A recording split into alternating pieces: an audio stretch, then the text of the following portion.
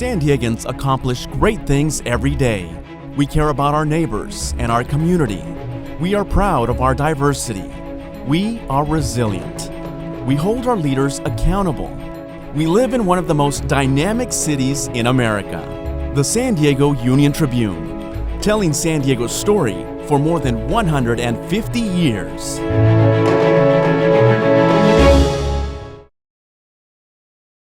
Hello, I'm Dr. Gail F. Baker, Vice President and Provost at the University of San Diego.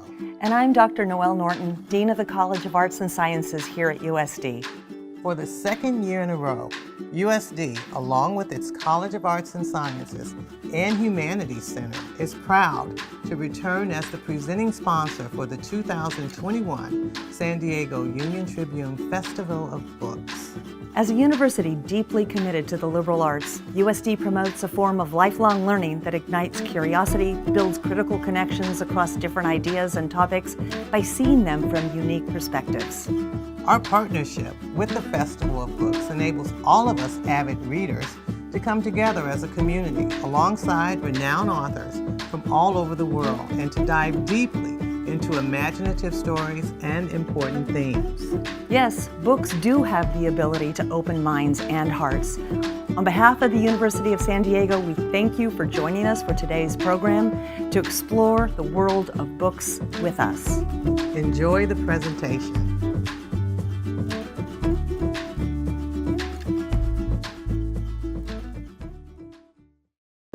Buying a home can be really complicated and expensive, with closing costs alone costing thousands of dollars. With SDCCU Zero Closing Costs mortgages, it doesn't have to be. Closing costs include things like title services, appraisal, and more. On an average-priced Southern California home, you could save almost $5,000. With all that money you save, you can decorate your home, work on some DIYs, or take up a new hobby. SDCCU, it's not big bank banking, it's better. To an artist, a blank canvas is the beginning of a magical work. To an interior designer, an empty room brings about those same emotions. Creating the perfect decor starts with your imagination, an idea, concept, or a dream.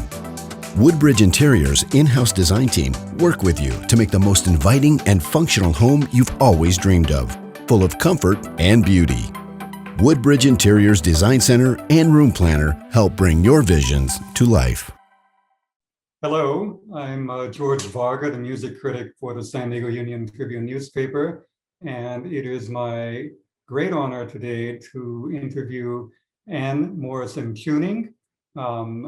She is the lady behind a terrific new book that I'm going to hold up for you right here, The Collected Works of Jim Morrison. For people who don't know that the iconic rock singer, poet, leader of the Doors, Jim Morrison, grew up in part in Coronado in San Diego, as did Anne. And I think the phrase labor of love is often freely thrown about, and it's kind of a cliche, but for you, Anne, I think the book truly defines what a labor of love is. What do you think? Absolutely, yes. When it became my turn to take over the estate, that was the one thing I wanted to do, was to honor Jim with all his writing and everything he'd done and been. And so we started putting this together, and it was a long time coming, but it turned out, we think, pretty good. How long a time coming? Well, actually, it took 10 years because we started it about 10 years ago, getting Jim's journals all appraised, and then we could see what we had, and then put together a manuscript. And then one book deal fell through, and then a few years later, this one began, and that still took a couple of years. So it's been a 10-year journey. It kind of began when, well, sadly, after your parents died, you became the executor of your brother's estate. And there's almost like a hidden treasure or Raiders of the Lost Ark quality, where there was a vault that contained a lot of what your brother had created. And correct me if I'm wrong, you had never been in that vault. Did you even know a lot about that vault? No, what happened was when Jim died, his girlfriend, Pamela Curzon, brought all of his journals home. And they were at her parents' house. And after she died, the parents had it. And we never got a chance to see them and didn't really even know how many there were or what was in them or how much was there until after my folks died. I tried to get in touch with them and we finally got together and I got to see them. And that's when we appraised them and put it all together. Were they literally in a vault? They were in a bank vault in Santa Barbara. So we had to bring them all out in a big room and put them back in the vault. They did that to protect them, to keep them from deteriorating. Did you look at them in the vault, or you were allowed to take them away to be appraised? Or No. We took them in the vault. The bank had a separate room where we could spread out, and the appraiser had to take a picture of every single page. So that's what really helped us with putting the book together, the appraisal. And so we could look at it in a different way. And it's hard to put together 27 journals. So that's what we had to do. And we also, for the book, we also included everything because I wanted everything in Jim's in his life to be a part of it. So it wasn't just those poems. We also put all the lyrics that he wrote, he himself wrote for the Doors. And we also put a film treatment that he wrote and also poetry that he actually published himself. So we wanted to do a cumulative thing, put everything together that was all Jim. Now, were you familiar with anything that you found in the vault? Did you remember, when I was 14, Jim read that poem or let me read it, or was it all new to you? Well, what he'd written was all new, but some of the stories were from our childhood, especially if you look at the end of the book. As I look back, a lot of those were from different places we lived across the country. I think a key part of growing up happened here in Coronado and San Diego. Your dad retired as a rear admiral in the Navy, I believe. Is that correct? Yes. And there's a really intriguing dichotomy here, or contrast, in that, and my father was a military officer as well, that you've got a high-ranking military officer, and you've got a young son, in this case, your brother Jim, who I think we could say, if not a hippie, certainly came up during that counterculture era. And I'm wondering how, particularly given the benefit of hindsight, how did that help form your brother and what he thought about the world, what he believed in, coming up in what I take it was a partly, at least, strict military family? Well, I think more it was the traveling that influenced him. And my father really didn't bring home his work too much. We knew he was a pilot, and we knew he was in the Navy, and we met a lot of people around the country all in the same boat. And he was strict about some things, and he did believe in certain things. And Jim, as he broke away in his teen years, they did start to collide a little bit. And Jim knew he was going to be different, and he went his own way. And in a way, that too comes around full circle when my dad put on his grave, true to his own spirit, because Jim did it his way, and my dad did it his way. And to elaborate for a moment, the grave is in a very famous cemetery in Paris. And you went there one time, I believe, and you kind of had to talk your way into it. Yes, it's at Père Lachaise in Paris. And I went there 10 years after his death, and I didn't really put it together. But when I arrived at the road that leads to the cemetery, there were all kinds of people sitting around, drinking, reading poetry, just chatting. And when I got to the cemetery, it was closed because it was the anniversary of Jim's death. And so I had to go to the office, and I looked on my passport, and it didn't say Morrison anywhere. It just had my new name. And I didn't think they would believe me if I said I was his sister, because there were so many other people there. So I just told them that I had a relative in the cemetery, and they let me in. But then we couldn't ask where it was, so we had to follow the graffiti and the arrows to find it. So, but it was nice because we're the only ones in there. It was very nice. Well, obviously, when people hear the name of your very famous brother, they think of the band The Doors. What a lot of them may not know is, and again, correct me if I'm wrong, the very first song that your brother as a kid created was with your dad playing piano. Right. When we were in San Diego, this was a long time ago, and Claremont was really a new area. It was a new area. And so we were at kind of a new school. And my dad and Jim wrote a school song for the school together. And that was the first song he wrote. I don't have a copy. Yeah, regrettably not. I was lucky enough to interview you prior to the book coming out for an article we ran in the Union-Tribune. And there was a phrase that you invoked about your brother that I found really intriguing. And I ought to point out for people that you had a career as a teacher and a librarian. And the phrase that you invoked was that your brother was a dream for a teacher. He was a teacher's dream. Can you talk about that? How was he a dream in that regard? Well, I taught a lot of the English and social studies, and we're always trying to enrich the students' vocabulary and their reading. And what Jim did in high school was he would find a word that intrigued him or that he liked or that was new to him, and he would write a whole paragraph around that one word. And I always thought, what a wonderful way to enrich your vocabulary and develop new ideas and thoughts. And I thought that was just a marvelous thing, even though in class, he probably wasn't the best student to have in the classroom, but he was learning. I think he was more self-taught.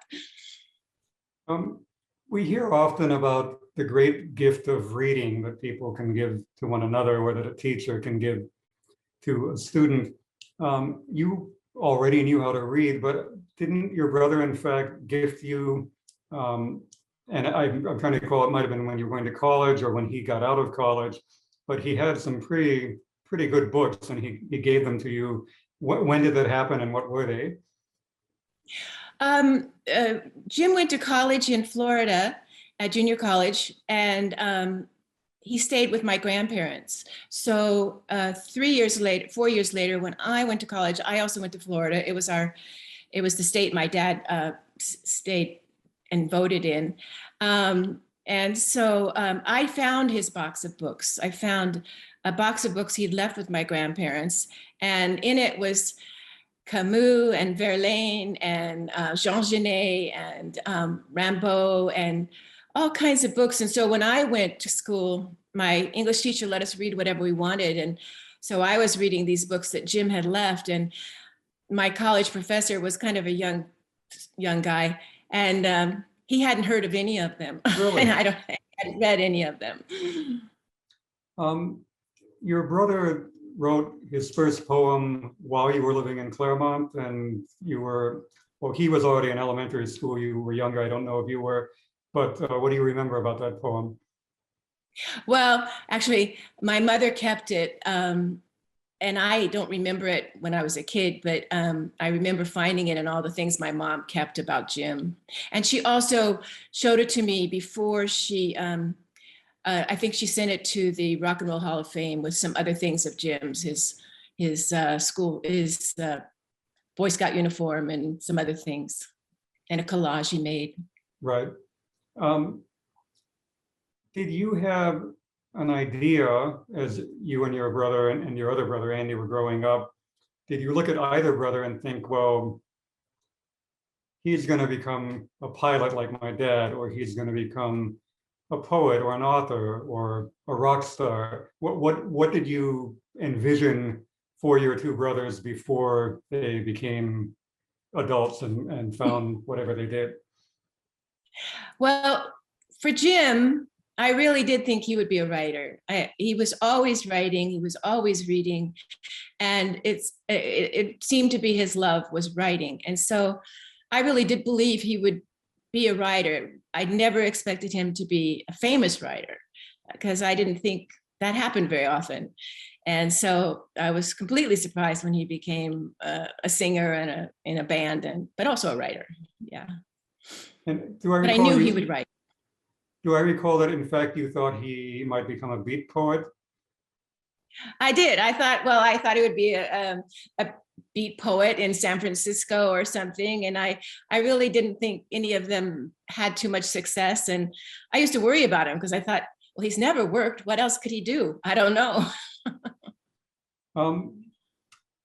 Given the benefit of hindsight, did anything happen while you were growing up that led you to think he would end up in a rock band? Because apart from doing that number with your dad on piano, I haven't found anything to indicate, like he wasn't playing in a garage band in Coronado or anywhere else.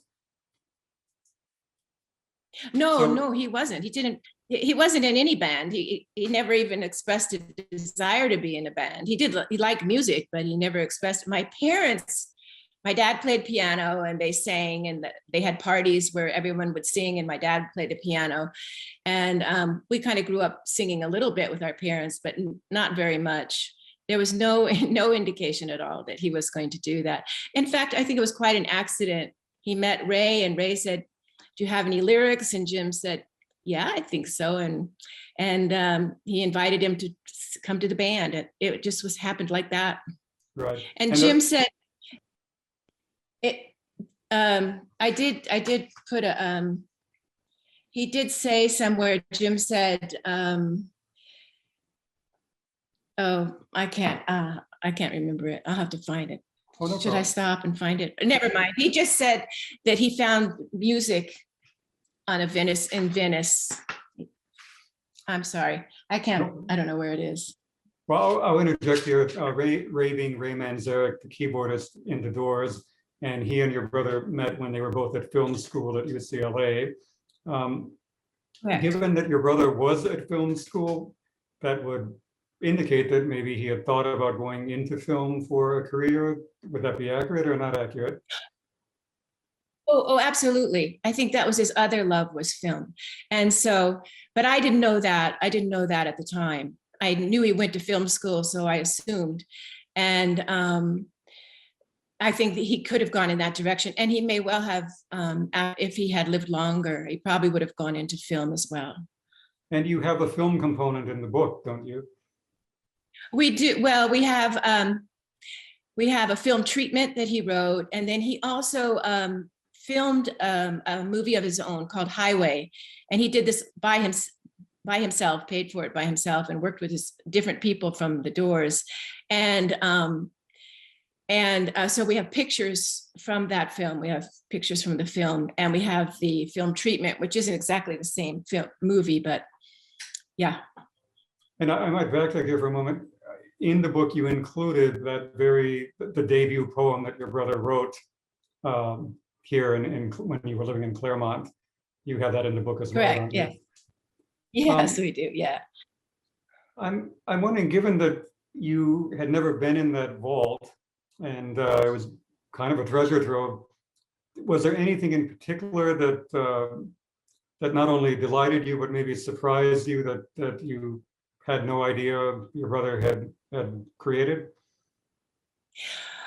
Well, if you look through all the things that were in that vault, you'll see a lot of clues to what came into his lyrics, and you'll see connections to everything he did. So it's almost like you see a link throughout that whole time, from his writing to his music and to his screenplay. And then you see a lot of references to when we were kids and to growing up, and all the travel we did. And for me, it was just fun to see all the connections. I'm going to take a wild guess that your brother in his lifetime never went to you and said, decades after I'm dead, I want you to compile all my work in a book. Am I correct in that? You're correct. Yes, yes. And yet, Well, so what happened was, yeah, go ahead. no, you go ahead, please. What happened? So what happened was when I did finally see all the journals, and I knew that I needed to do something you can't just leave them in a vault and hide them away. So as we looked through them, I found what we put in as the first poem in the book, Plan for Book, in which he itemized things he would put in a book. And so we thought, okay, he did want to do a book, and that will be the blueprint we'll use. Because I did think about it a lot, because a lot of writers say that they don't want anything published and they want things destroyed after they're dead. And so I was a little concerned about that. But when I found Plan for a Book, I thought, at least we can do pretty much what he had in mind at one point in time. Right. And so that's what we did. And it turned out very well. We talked a moment ago about the fact that your brother did not grow up, being in any rock band before he got in the doors. And there's kind of a funny little anecdote here where you were abroad living in London, and there was a big hit on the radio by a band called The Doors, and you were hearing it quite often, and you had no idea that the singer was your brother. How did you in fact find out about that? Well, my mom had a good sense of humor. And my brother was in America and I was in London. And one of his friends called him and said, Andy, there's a band out, and it says, it looks like your brother. And it even says Jim Morrison. And Andy hadn't heard it either. So Andy went to the store and bought the album and brought it home to my mom, who was equally surprised. And then she just sent it to me without a note or anything. And I open up, I'm in London, and I open up this package, and it's a picture of my brother and the Doors, and Light My Fire was the hit tune then. So that's how I found out. When I was in 11th grade, our teacher brought in song lyrics for us to talk about and figure out what they meant. And one of them was by the Doors, 20th Century Fox. You later on became a teacher, and I think you might have used lyrics that your brother wrote as well. I'm wondering what song or songs by him, and how did your students react to it? And did they know that you were connected to him? Well, I never made a big deal of who was my brother. I never used Morrison at school, and but I was at the same school for over 20 years, so things leaked out. And so my kids did know by then, my 6th grade kids, and we had a big poetry unit, and I played Horse Latitudes for them. And I wanted to see them to see that poetry was as modern as the music they listened to. And I played other tunes as well from at that time. And I just wanted them to see that poetry wasn't something foreign to them, that they could love it. And they probably already did love it because they loved the music they were listening to. And so I did play it kind of loud and surprise them, but they enjoyed it. And I explained to them the story behind it. And it was a fun lesson. I don't think they forgot it. Right. Your brother kind of created an enduring template for what a rock singer might be, not only in how he sounded, but how he looked, his attitude, and people tend to pigeonhole him that way. And I'm wondering, with the book, you seem to address that by presenting all these different facets, and that would appear to be really deliberate. Am I accurate there? Oh, absolutely. The thing I hear the most from people is, oh yes, the Lizard King. And, and they only think of him as the rock star. And so basically that's what I wanted to do in this book, was show the entirety of Jim and who he was, more than just the rock star. And so I don't know if you took off the cover, but inside, I don't know if you can see this, probably not. Inside, it says James Douglas Morrison. The publishers wanted it to be Jim, but if you take off the cover, inside, it says James Douglas Morrison, and then the collected works of Jim Morrison, because I wanted them to see that he was more than just Jim Morrison. Right. He was James Douglas Morrison. And he often published in that name. So I really wanted it to be a part of the book. And that was the reason. I wanted people to see him for the writer that he was. Your brother died 50 years ago in July. People who didn't know him, but maybe they feel like they did, they connected through the art that he created. They might think of a favorite album, or maybe a photo of him performing, or a lyric. What do you think of? When I think of Jim, I think of all those things. I think of all he was, but then I get to also add that he was my big brother, that he was always there when we were traveling and going places. So I think of his music too, and I think of his writings and his poems, and I can even see some of the things he drew and painted. So I like to see him in his entirety. And you had a lot of fun with him growing up, didn't you? We did. He was fun. You know, he was the older brother, and he would kind of lead us around sometimes and get us into some trouble and play games. And we had to travel together, so you know we were pretty close. You know, in a car, we would almost every year we had to move, and we were always driving from one coast to another. And then we'd all have to start over and meet new people. And so we were pretty close and enjoyed time together. And of course, as he got into high school, you know, he had his own friends and he didn't do as much with us, but he was always there, and he was always there for us. So for me, my hardest birthday was when I turned 27 and became as old as my oldest brother, because you kind of want your older brother always to be older. Right. If you had a dime when you were a girl and your brother had a nickel, what would happen? Well, he would trade me my dimes for nickels, because he told me the nickels are bigger. And he would also send me down to check on the parents when they were having parties. And then I would get into trouble for coming down and disturbing them. And he would be up there waiting to see me come back. And I recall that you, when he was away in college at UCLA, he came home to visit, and you and Jim and your brother Andy went to the Navy Theater, movie theater on Coronado. And when the national anthem played before the movie, what did your brother do? Well, we were sitting all together. It was quite a few kids. I can't remember how many of us there were. And usually people just sat still while the national anthem went on. But Jim stood up and sang the entire thing a cappella, or with the music actually on the film. And he knew, you know, he was doing something no one else was doing. And the ushers kind of came down, but they didn't know what to do with him because he wasn't doing anything wrong. So we just had great fun with that. I bet.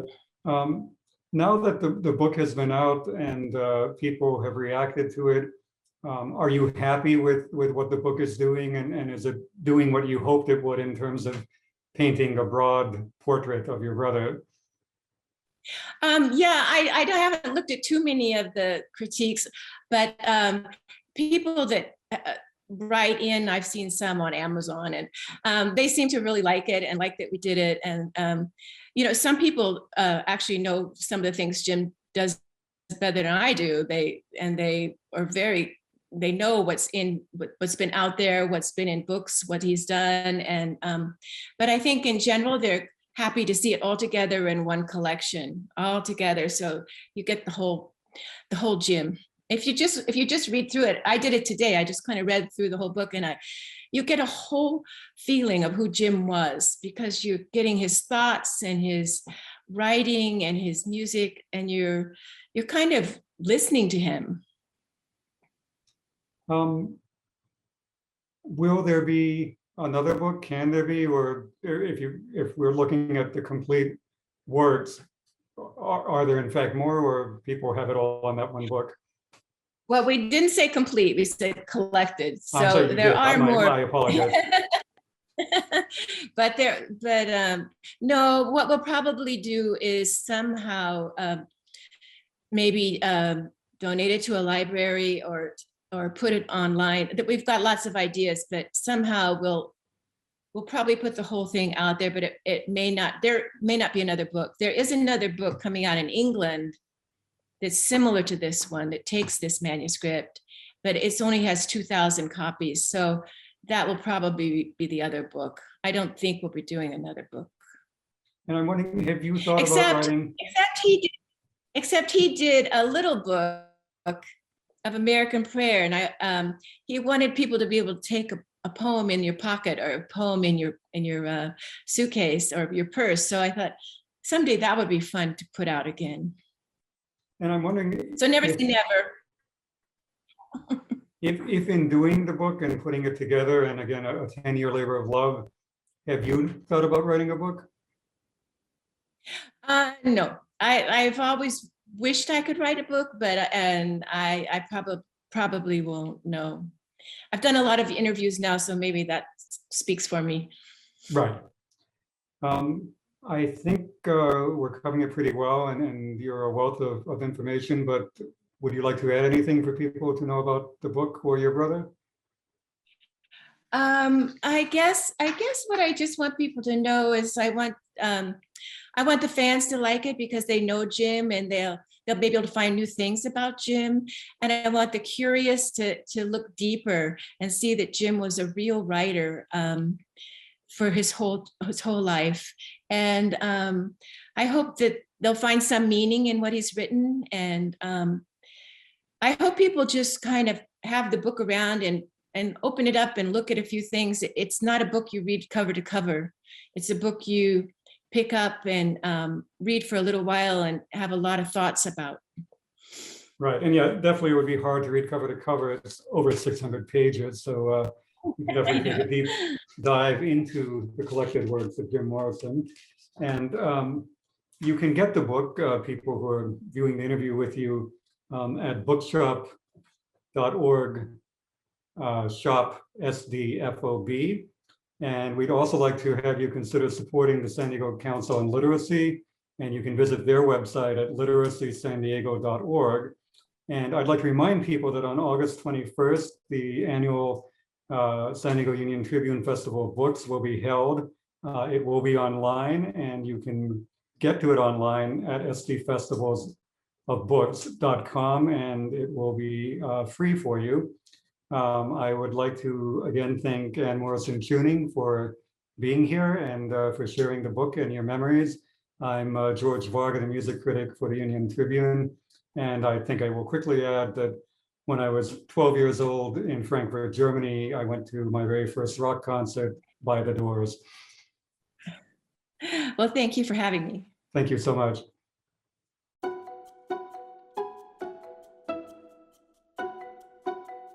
Hello, I'm Jose Cruz. I'm the CEO for the San Diego Council on Literacy. We work with a network of 29 youth, adult, and family literacy programs that annually serve 160,000 residents of all ages at no cost. Our mission is to unite the community to support literacy. It's an exciting year for us. It's our 35th anniversary. It's also the 5th anniversary of the San Diego Union-Tribune Festival of Books. The San Diego Council on Literacy is a beneficiary of this event. So when you participate, you support literacy, especially through the author panels and just in general. So when you participate in this event, you also make it possible for another person, a child or an adult, to improve their reading and writing skills so they can read the books that you read. We have our favorite event activities. We like the Storytime Hour, and you probably have your favorites too. So we hope that you'll join us at the San Diego Union-Tribune Festival of Books and learn more too about the work of the San Diego Council on Literacy by going to literacysandiego.org. Thank you.